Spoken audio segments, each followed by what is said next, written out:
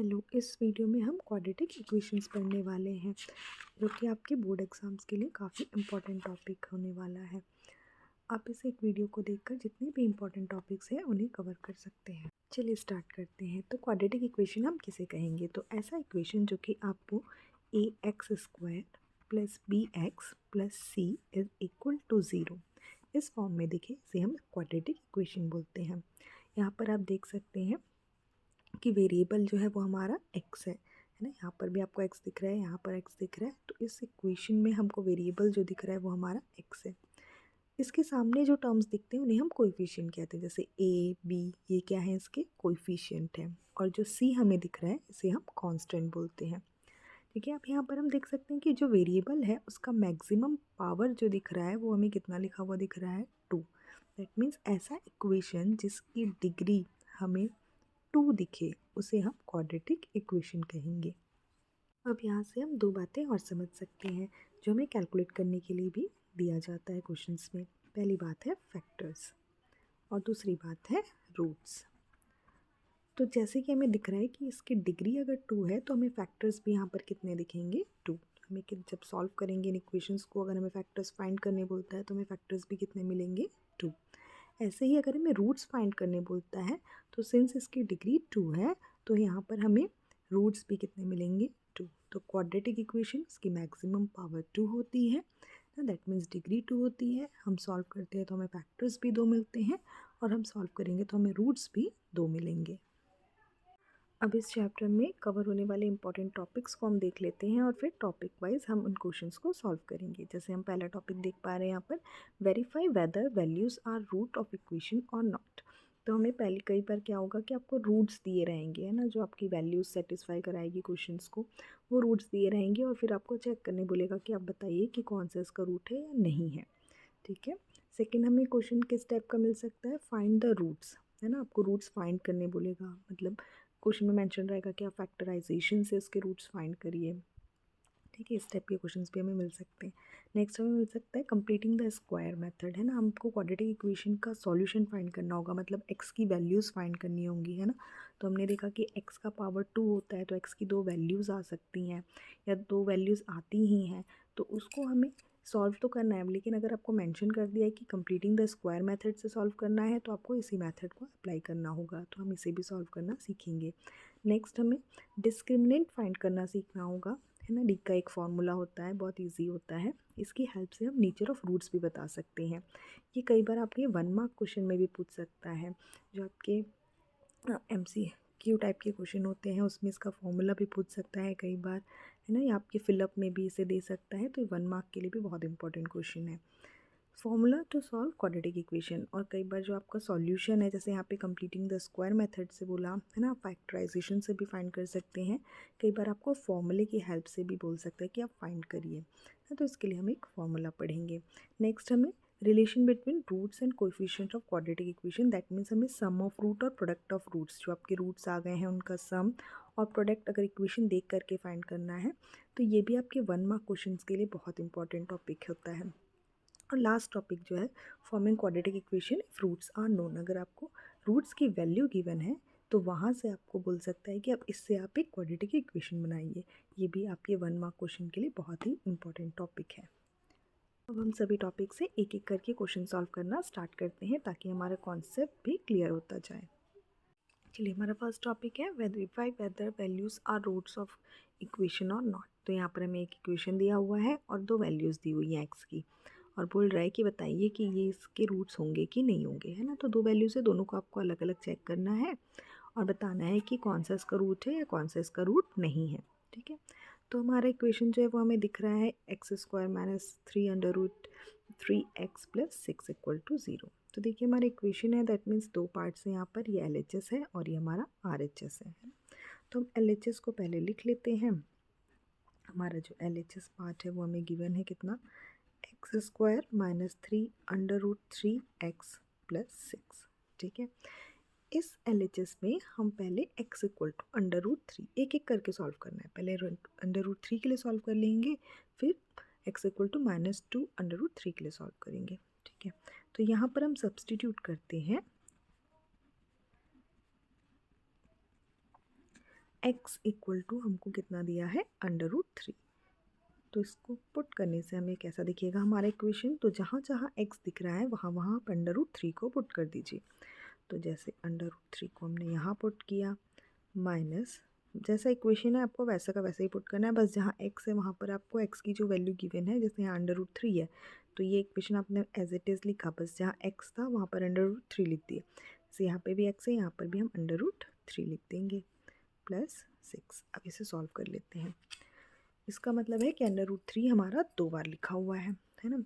तो √3 इसको अगर आपको समझ में नहीं आता है तो हम रफ में इसको ऐसे भी समझ सकते हैं कि √3 का स्क्वायर मीन्स √3 जो है वो 2 बार लिखा हुआ है ना। तो इसे आप सॉल्व करेंगे तो ये बन जाएगा आपका कितना 3, ठीक है। √3 कितना बन जाएगा 3 बन जाएगा। तो ये वैल्यू आ गई आपकी 3 माइनस ये वाला 3 आपका है ना जो सामने में था। यहाँ पर भी सेम चीज़ हो रही है, √3 मल्टीप्लाई होकर आपस में फिर से कितना बन जाएगा 3 बन जाएगा, साथ में ये +6, ठीक है। पहले ब्रैकेट को सॉल्व कर लेते हैं। तो 3 को ऐसे ही लिखते हैं ये वाले, और 3 3 सा ये कितना हो जाएगा 9 +6। अब यहाँ से आप पहले पॉजिटिव टर्म्स को भी सॉल्व कर सकते हैं ना, जैसे कि 6 के सामने प्लस लगा है, 3 के सामने कुछ नहीं है मतलब प्लस है, तो 6 और 3 प्लस हो जाएगा है ना, और ऐड होके कितना मिलेगा 9, और ये वाला टर्म आपका -9। अब 9 में से 9 माइनस हो जाएगा, आपका आंसर कितना आ जाएगा 0। दैट मीन्स LHS की हमारी वैल्यू कितनी मिली है हमें 0 मिली है। अब RHS चेक कर लेते हैं। तो RHS हमें कितना दिया हुआ था इक्वेशन में, तो ये हमारा LHS है और ये हमारा RHS है। तो RHS में हमें ऑलरेडी कितना दिया हुआ है, RHS में हमें 0 दिया हुआ है। तो यहाँ से हम बोल सकते हैं कि हमारा LHS is equal to RHS है। देयरफॉर x इक्वल्स टू √3 जो है is a root of given equation. मतलब जो भी आपकी वैल्यू है अगर उसमें LHS RHS इक्वल आ जाता है तो आप बोलेंगे कि वो उसका रूट है, अगर ये इक्वल नहीं आता तो हम बोल देते कि वो उसका रूट नहीं है। चलिए अब सेम इक्वेशन हमें x इक्वल टू -2√3 के लिए भी सॉल्व करना है, मतलब इसके लिए भी चेक करना है हमें कि ये इसका रूट है या नहीं है, ठीक है। तो हम फिर से क्या करते हैं, हमारा LHS पार्ट को लिख लेते हैं। तो LHS हमें कितना दिख रहा है, LHS हमें x² 3√3x + 6, मतलब इक्वल का इधर का जो पार्ट है हमारा LHS है। यहाँ पर हम x की जगह अब हमें कितना पुट करना है,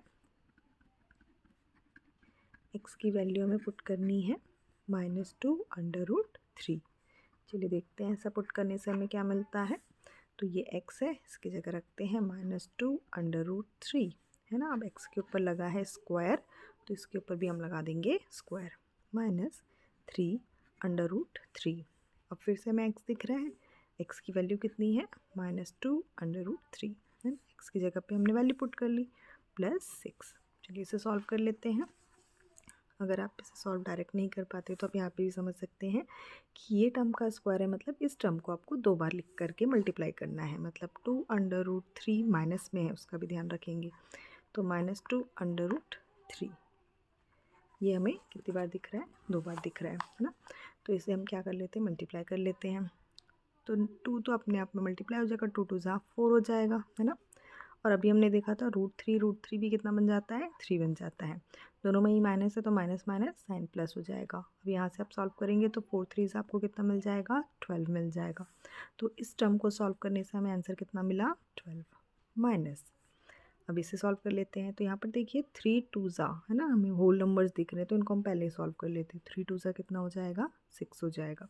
अब देखिए यहाँ पे भी माइनस है, यहाँ पे भी माइनस है ना, और ये सारे टर्म्स मल्टीप्लिकेशन में है, ब्रैकेट में है क्योंकि, तो माइनस माइनस क्या हो जाएगा प्लस हो जाएगा। तो √3 क्या हो जाएगा 3 हो जाएगा, मल्टीप्लिकेशन में है ना, प्लस ये वाला 6 बाहर का, ठीक है। यहाँ पर ब्रैकेट में टर्म दिख रहा है, पहले उसे सॉल्व कर लेते हैं। तो 6 3 ज़ा ये टर्म आपका 18 हो जाएगा +6। यहाँ पर सारे ही टर्म्स प्लस में है, हमें सबको ऐड करना होगा, इन्हें आप ऐड करेंगे तो आपको इसका आंसर मिल जाएगा 36, ठीक है। अब हम ये LHS में मिला है, हमें LHS में कितना मिला है उसे लिख लेते हैं 36, और RHS को चेक कर लेते हैं कि हमारे क्वेश्चन इक्वेशन में कितना दिया हुआ था। तो RHS के पास चलते हैं। तो इक्वल का इधर का पार्ट तो LHS था, इधर का जो पार्ट होता है ये RHS होता है, और ये हमें कितना दिया हुआ है 0। तो यहाँ से हम क्लियरली देख पा रहे हैं कि LHS 36 है, RHS तो 0 है। दैट मीन्स LHS और RHS इक्वल नहीं है। अगर ये इक्वल नहीं है, देयरफॉर जो हमें x की वैल्यू दी हुई थी x is equals to -2√3 is not a root of given equation. Given equation का रूट वो नहीं है। चलिए अब नेक्स्ट स्टेप का क्वेश्चन देखते हैं, जिसमें आपको बोलते हैं कि find the roots of quadratic equation. आपको क्वाड्रेटिक इक्वेशन दिया रहेगा और उसका रूट्स फाइंड करने बोलेगा, है ना। बहुत ही ईजी टाइप का है, क्योंकि आपको यहाँ पर इक्वेशन जो है वो फैक्टर्स के फॉर्म में दिया हुआ है, ठीक है। तो हम क्या करना है, यहाँ पर कुछ नहीं करना है, सिंपल से जो आपके फैक्टर्स दिए हुए हैं ना, जैसे x-4 है ना और x-2, तो इन्हें हमें अलग अलग करके एक एक बार इक्वेट कर देना है 0 से। जैसे यहाँ पर भी आप इक्वल टू 0, मतलब ये टर्म भी आपका इक्वल टू 0 होगा और ये वाला टर्म भी आपका इक्वल टू 0 हो जाएगा, ठीक। तो यहाँ से x की वैल्यू फाइंड कर लीजिए। तो ये माइनस में है, उधर जाएगा तो प्लस में, और ये x यहाँ पर भी देखिए 2 माइनस में, उधर जाएगा तो प्लस में। तो यहाँ से हमें दो वैल्यूज़ मिल गई हैं। देयरफॉर हम बोल सकते हैं कि x इक्वल्स टू 4, 4 भी और 2 भी क्या होगा, आर रूट्स ऑफ इक्वेशन, है ना। तो रूट्स हम पहले ही समझ चुके, रूट्स हम किसे कहते हैं, तो जो भी उसमें पुट करने से वैल्यू हमको LHS RHS इक्वल करके दे देता है ना। दैट मीन्स अगर 4 और 2 हम यहाँ पे x की जगह पुट करेंगे ना, तो हमारा LHS और RHS इक्वल आएगा, ठीक है। तो देयरफॉर यहाँ पर हमें x की वैल्यू क्या क्या मिली, 4 एंड 2। चलिए इसी में हम एक और टाइप का क्वेश्चन देखते हैं। जैसे कि अगर आपको अब दो टर्म्स अलग अलग नहीं दिख रहे हैं और यहाँ पर भी आपको रूट फाइंड करने बोला है ना, तो हम क्या करेंगे, पहले ना ये x-7 है ना, क्योंकि ये पूरा ही टर्म आपको स्क्वायर के फॉर्म में दिख रहा है, मतलब ये टर्म जो है वो कितनी बार लिखा हुआ है, तो 2 बार, है ना, 2 टाइम्स। तो हम इसको सेपरेट करके कैसा लिख सकते हैं, x-7 अभी पहले वाले जैसा बन गया है। अब यहाँ पर फिर से हम क्या करेंगे, एक बार एक x-7 को 0 से इक्वेट करेंगे और एक बार दूसरे वाले x-7 को 0 से इक्वेट करेंगे। तो यहाँ से भी आपकी x की वैल्यू -7 उधर जाएगा तो +7 हो जाएगा, और यहाँ से भी आपका -7 उधर जाएगा तो +7 बन जाएगा। तो यहाँ से हमें x की वैल्यू क्या मिल रही है, देयरफॉर रूट्स ऑफ इक्वेशन क्या क्या हो जाएंगे आपके 7। Roots of equation are x equal to 7, तो ये आपके रूट्स ऑफ इक्वेशन हो जाएंगे। चलिए एक और टाइप का क्वेश्चन देखते हैं। अब इस क्वेश्चन में हमको कैसा दिख रहा है, हमारा इक्वेशन जो है वो ना ही तो हमें स्क्वायर के फॉर्म में दिख रहा है और ना ही हमें दो अलग अलग टर्म्स दिख रहे हैं। तब हम क्या कर सकते हैं, तो एक चीज़ देखिए, यहाँ से आप यहाँ पर भी x का एक टर्म है और यहाँ पर भी x दिख रहा है, तो हम यहाँ से ना x को कॉमन निकाल लेंगे। देखिए यहाँ पर x का स्क्वायर है, मतलब x कितनी बार है, 2 बार है, ठीक है। मतलब अगर आप एक x को कॉमन निकालते हैं तो यहाँ पर एक x बचा है, क्योंकि ये कितना है, पावर 2 है, दैट मीन्स 2x थे यहाँ पे। तो एक आपने बाहर निकाला कॉमन, तो एक यहाँ पे बचा। -11 के पास का अगर एक x आप बाहर निकाल लेते हैं तो यहाँ पर क्या बचेगा, ब्रैकेट के पास अंदर 11 बचेगा, है ना, इक्वल टू 0। अब ये हमें पहले की तरह दो फैक्टर्स के फॉर्म में दिख रहा है। अब हम क्या करेंगे, एक बार x को इक्वल टू 0 ले लेंगे और एक बार x-11 को इक्वल टू 0 ले लेंगे, ठीक है। तो देखिए तो डायरेक्ट हमें वैल्यू मिल गई x इक्वल टू 0। इस वाले को हमें थोड़ा सा सॉल्व करना पड़ेगा। तो x इक्वल टू इधर माइनस है, उधर जाएगा तो +11। देयरफॉर इस वाले इक्वेशन की जो रूट्स होंगे, roots of equation are x equal to 0, 11। Next topic वैसे तो कंप्लीटिंग द स्क्वायर मेथड है, उसे हम लास्ट में देखेंगे, वो थोड़ा सा लेंदी होता है। चलिए अब हम समझ लेते हैं डिस्क्रिमिनेंट के बारे में। तो डिस्क्रिमिनेंट फाइंड करने के लिए हमें समझना होगा, पहले इक्वेशन देख लेते हैं हम, जो हमारी क्वाड्रेटिक इक्वेशन है, जैसे कि ax² + bx + c equals to 0, ये हमारी स्टैंडर्ड इक्वेशन है। तो डिस्क्रिमिनेंट को हम रिप्रेजेंट करते हैं कैपिटल D से।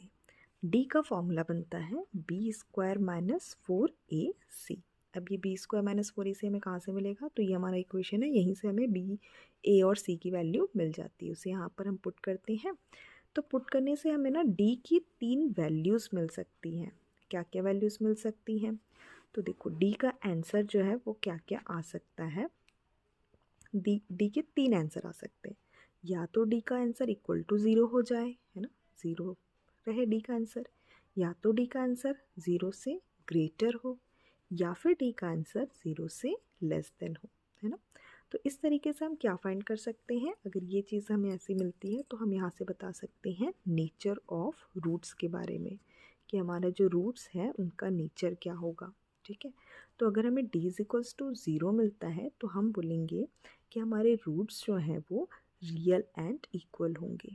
हमारे रूट्स की जो वैल्यू होगी वो क्या होगी, रियल एंड इक्वल, है ना। अगर डी का आंसर 0 आता है तो हम बोलेंगे कि हमारी जो रूट्स होंगे, है ना, जो एक्स की वैल्यूज़ आती है ना, हम इसके पहले जो फाइंड किए थे, है ना, रूट्स ऑफ द इक्वेशन, तो वहाँ पर जो एक्स की वैल्यू आएगी वो क्या आएगी, आपकी रियल आएगी और इक्वल आएगी।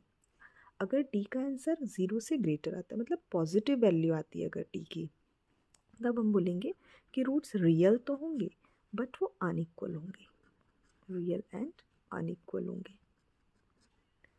और लास्ट क्या हो सकता है कि डी की वैल्यू नेगेटिव आ जाए, माइनस आ जाए, उस केस में हम बोलेंगे कि रूट्स हमारे इमेजिनरी होंगे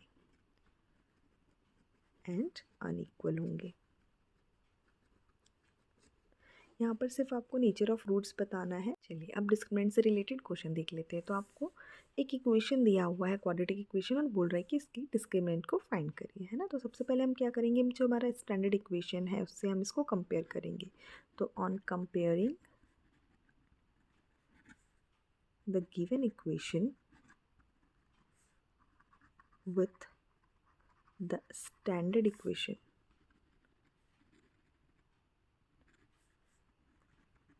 हमारा स्टैंडर्ड इक्वेशन क्या है, a x square plus b x plus c is equals to 0। ठीक है, देखिए तो यहाँ से हमें क्या मिल जाएगा, तो यहाँ से हमें ए बी और सी की वैल्यूज़ मिल जाएगी। ठीक है, ए बी और सी की वैल्यूज़ लिखते समय हमें साइन का खास ध्यान रखना है। ठीक, चलिए तो देखिए जैसे हम कंपेयर करते हैं तो हमें ए कितना मिलता है, तो आप एक्स स्क्वायर यहाँ भी दिख रहे हैं, एक्स स्क्वायर यहाँ पे भी दिख रहे हैं, है ना। तो इसका कोएफिशिएंट मतलब इसके सामने में जो भी टर्म है उसे हमें कंपेयर करना है। जैसे यहाँ पर ए है तो ए किसके बराबर हो जाएगा, यहाँ पे कुछ नहीं है, दैट मीन्स क्या होगा, 1 होगा। तो ए की वैल्यू कितनी हो जाएगी, 1। चलिए अब बी के पास आते हैं। तो एक्स यहाँ पर भी, यहाँ पर एक्स वाला टर्म ये रहा। ठीक है, तो यहाँ पे b जो है वो प्लस में और यहाँ 4 हमें माइनस में दिख रहा है, दैट मीन्स b की जो वैल्यू होगी वो कितनी होगी, -4 होगी। ठीक, अब c के पास चलते हैं। तो c तो हमें सीधा सीधा दिख रहा है, c की वैल्यू कितनी हो जाएगी, 2 हो जाएगी। तो इस तरीके से हमें a b और c की वैल्यू मिल चुकी है। हमें क्वेश्चन में क्या फाइंड करने बोला था, डिस्क्रिमिनेंट फाइंड करने बोला, तो हमने d का फॉर्मूला भी अभी सीखा। d इज इक्वल टू क्या होता है, b स्क्वायर माइनस 4ac, है ना। अब डायरेक्टली पुट कर लेते हैं और वैल्यूज़ मिल जाएगी। तो b की जगह हमें क्या पुट करना है, अब देखिए पुट करते समय आपको ध्यान रखना है साइन का, है ना। b का वैल्यू कितना है, -4, तो माइनस को नहीं भूलना है, -4 और इसका पावर 2, -4 ये आपके फॉर्मूले का है। a की वैल्यू 1 है और c की वैल्यू 2 है। अब इसे सॉल्व कर लेते हैं। देखिए -4 का स्क्वायर मतलब -4 को 2 बार मल्टीप्लाई करना है। ठीक है, तो 4 4 ज़ा 16 और माइनस माइनस प्लस, तो इसका आंसर 16। ठीक है, इधर अब आगे सॉल्व करते हैं। 4 1 ज़ा 4, 4 2 ज़ा 8, सारे टर्म्स मल्टीप्लाई में इधर के ब्रैकेट में, है ना। अब यहाँ से 16 में से आप 8 माइनस कर लेंगे, 16 में से 8 माइनस करेंगे तो आपका आंसर कितना आ जाएगा, डी का वैल्यू आपका आ गया 8। ठीक है, देयरफॉर डिस्क्रिमिनेंट जो हो जाएगा वो कितना हो गया, आपका 8 हो गया। Therefore discriminant is 8 for given equation। चलिए डिस्क्रिमिनेंट से रिलेटेड एक और क्वेश्चन देख लेते हैं। तो यहाँ पर फिर से हम क्या करेंगे, on comparing given equation with the standard equation, तो हमारा स्टैंडर्ड इक्वेशन क्या होता है, a x square plus b x plus c is equals to 0। तो इक्वेशंस को कंपेयर कर लेते हैं और ए बी और सी की वैल्यू कैलकुलेट कर लेते हैं। देखिए एक्स स्क्वायर, तो एक्स स्क्वायर के सामने ए है, यहाँ पर एक्स स्क्वायर के सामने कुछ नहीं है मतलब 1 है, तो ए की वैल्यू 1। बी की वैल्यू कैलकुलेट कर लेते हैं।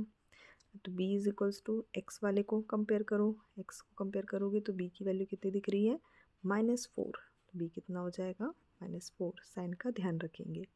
अब c को देखेंगे, c की वैल्यू हमें डायरेक्टली दिख रही कितनी, c is equals to a। Discriminant find करना है तो d का फॉर्मूला लिख लेते हैं, d is equals to -b² 4ac। b की वैल्यू पुट करेंगे, -4 का स्क्वायर -4 फॉर्मूले का, a की वैल्यू 1 है, c की वैल्यू a है। थोड़ा ध्यान से पुट करेंगे क्योंकि आपको यहाँ पर वेरिएबल दिया हुआ है, c की जगह नंबर नहीं दिया है। अब यहाँ पर आप फिर से सॉल्व करेंगे, अगर डाउट है तो -4 को आप 2 बार लिख लीजिए, -4 को मल्टीप्लाई करेंगे तो 4 4 ज़ा 16 और माइनस माइनस प्लस, तो इसका आंसर आ गया 16 -4 1 ज़ा 4 और नंबर को वेरिएबल के साथ मल्टीप्लाई करेंगे तो 4a। तो इस तरीके से आपका d का जो वैल्यू आया, d is equals to 16 - 4a। Therefore आप लिख सकते हैं डिस्क्रिमिनेंट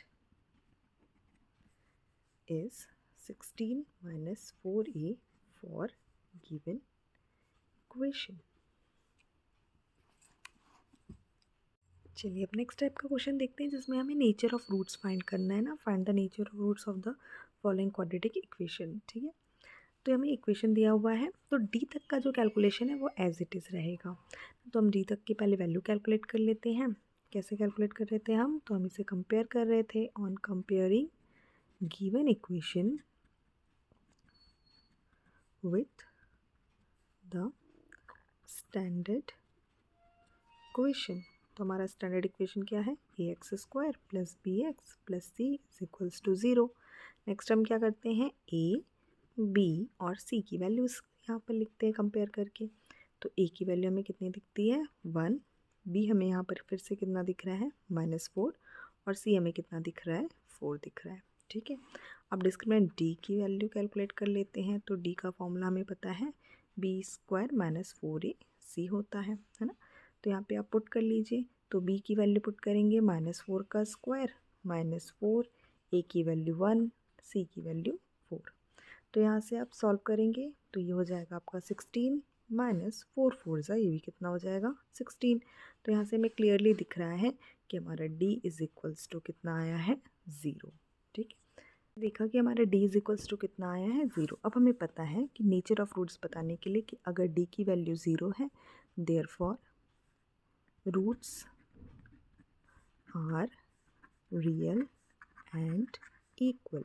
मतलब जो भी रूट्स होंगे वो रियल और इक्वल होंगे। क्या होंगे वो नहीं बताना है हमें, कैसे होंगे बस वो बताना है, उनका नेचर बताना है। तो हमें सिर्फ यही जो आपका डी कैलकुलेशन होता है वहाँ तक वैसे ही करना है, बस इसके आगे आपने जो कंडीशंस 3 हमने देखी थी उसके अकॉर्डिंग आपको आंसर लिखना है। नेक्स्ट क्वेश्चन देखते हैं, इसमें भी हमें नेचर ऑफ रूट्स ही बताना है।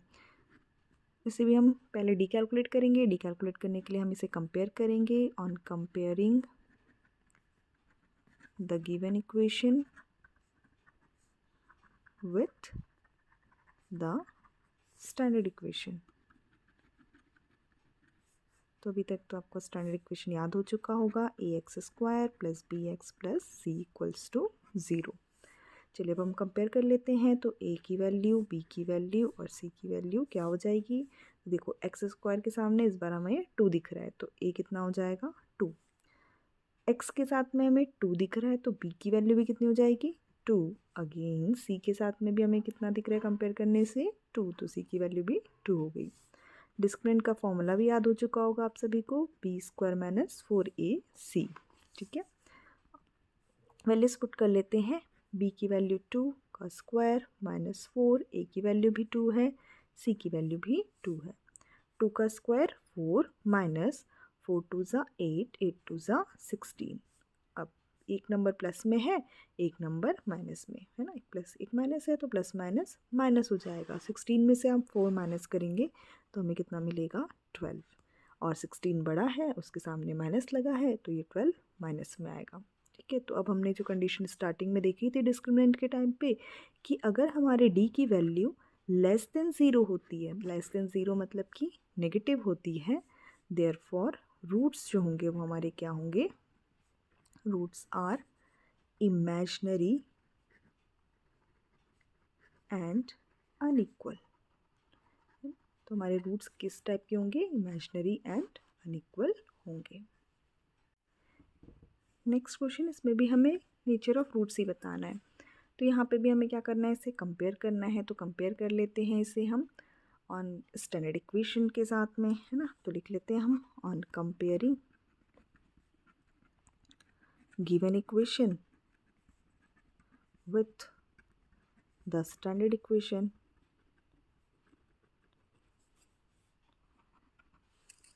तो जब हम कंपेयर करेंगे तो हमें क्या मिलेगा, ए बी और सी का वैल्यू। तो हमारा इक्वेशन क्या होता है, a x square plus b x plus c is equals to 0। चलिए ए बी और सी की वैल्यू लिख लेते हैं। ए की वैल्यू कंपेयर करेंगे, यहाँ पर कुछ नहीं है तो 1 है, तो ए की वैल्यू 1 हो गई। बी को कंपेयर करोगे 2√5 हो जाएगा। सी को कंपेयर करोगे तो देखो यहाँ प्लस है यहाँ माइनस है, तो सी की वैल्यू कितनी हो जाएगी, -1।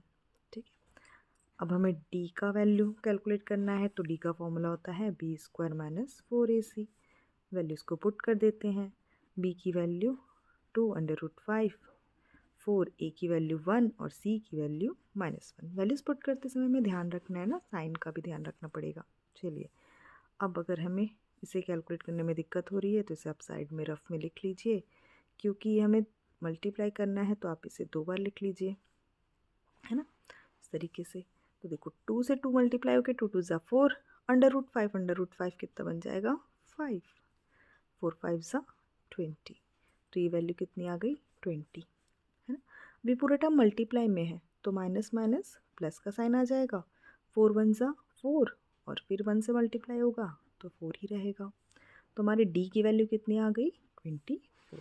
अब देखिए डी पॉजिटिव आ रहा है ना। तो हमने जो थर्ड एक और कंडीशन, जो तीनों में से कंडीशन थी, वन ऑफ द कंडीशन कि डी अगर ग्रेटर देन 0 है, दैट मीन्स पॉजिटिव है अगर, therefore roots are real and unequal. तो जो आपकी रूट्स की वैल्यू आएगी वो रियल भी होगी और अनइक्वल होगी। नेक्स्ट हमारे पास इंपॉर्टेंट टॉपिक है sum of roots and product of roots. यहाँ से 1 मार्क का क्वेश्चन बनता ही बनता है ना।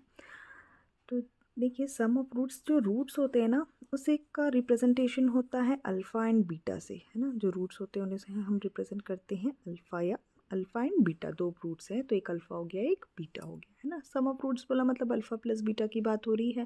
प्रोडक्ट ऑफ रूट्स बोला मतलब अल्फ़ा डॉट बीटा की बात हो रही है, ठीक है। तो इक्वेशन दिया है तो यहाँ से हम कैसे कैलकुलेट कर सकते हैं, तो आपको डायरेक्ट एक फॉर्मूला याद रखना है sum of roots and product of roots के लिए, ठीक है।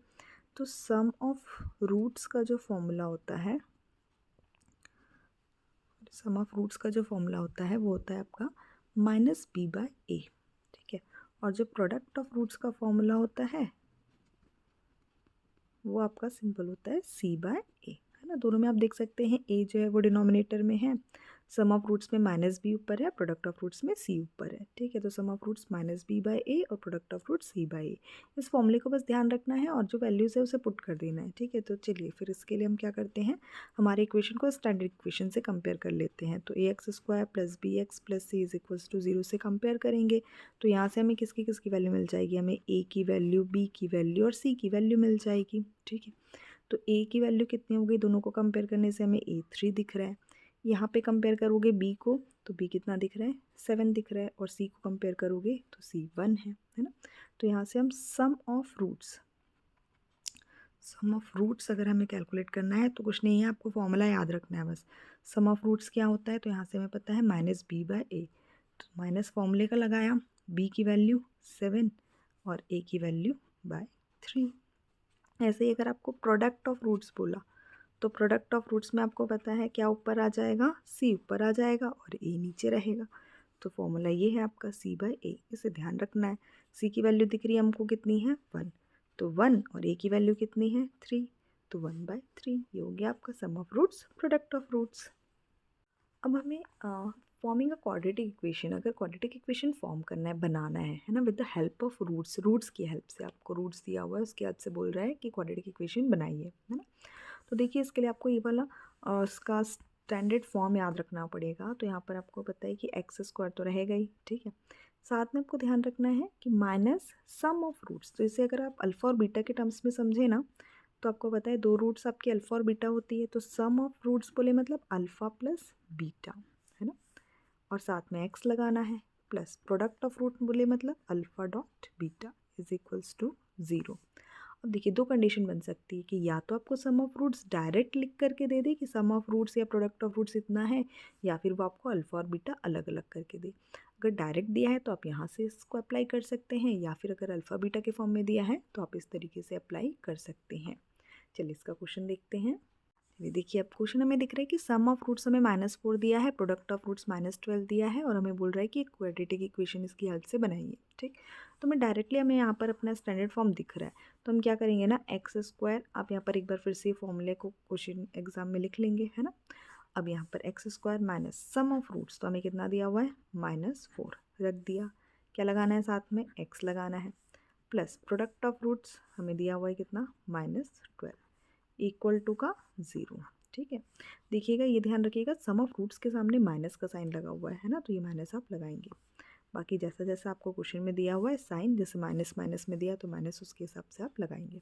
देखिए माइनस माइनस यहाँ पे बन गया +4, और ये आ गया आपका साथ में x, और यहाँ पे प्लस माइनस हो गया -12 इक्वल्स टू 0।